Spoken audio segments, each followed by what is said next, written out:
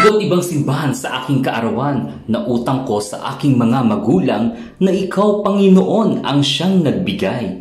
Kaya nararapat lang na ako sa iyo ay magpugay dahil ikaw, Ama, ang sa amin ay naglalang.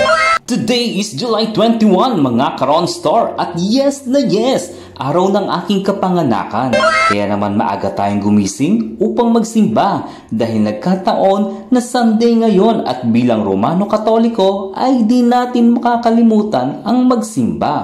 At dahil nga special ang araw na ito, kaya tayo ay nagpunta sa iba't ibang simbahan dito sa Cavite. Sakto, tipid sa handa. Joke lang. Siyempre sa part 2, hindi mawawala yan. Ang magpasalamat sa mga biyayang natatanggap, ang huwag nating kalilimutan, mga Karon Star. At ang una nga nating pinuntahan para manalangin ng taimtim ay ang fully air-conditioned na Mary Help of Christians Parish na matatagpuan sa Barangay Tejero, Bayan ng General Trias, dito siyempre sa probinsya ng Cavite. At next naman tayong nagtungo at umattend ng Mass, mga Karon Star, sa Parish of Our Lady of the Most Holy Rosary na matatagpuan sa Bayan ng Rosario dito sa Cavite, kung saan mas kilala siya bilang Salinas.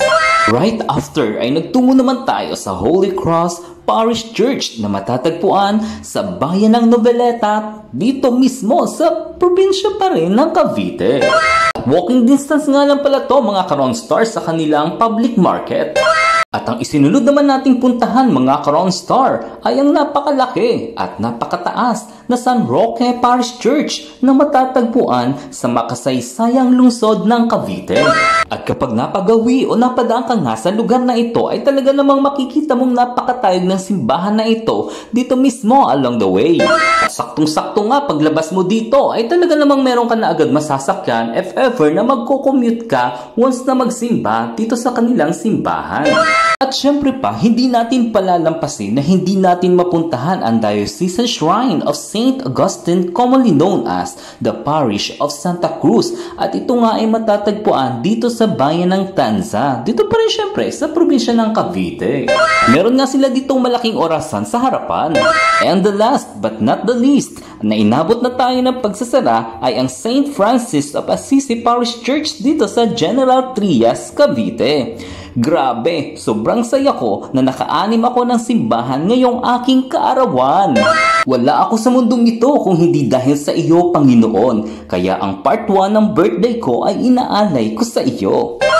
At syempre pa, maraming salamat sa aking pamilya for being supportive as always, at sa inyong lahat na bumati ngayong araw na ito at mga nag-abot ng regalo, maraming salamat. Sa part 2 ko na lang bubuksan yung mga regalo nyo, ha.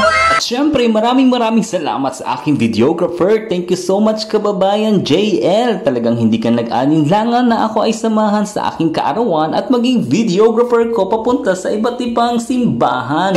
Thank you so much talaga, and God bless you so much.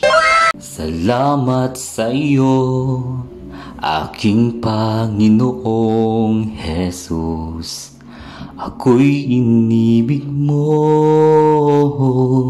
at inangking lubos.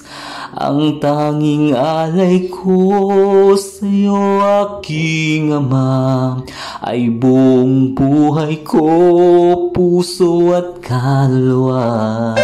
Thank you so much for watching, mga Karon Star, and see you on the part 2 of my birthday. Bye-bye!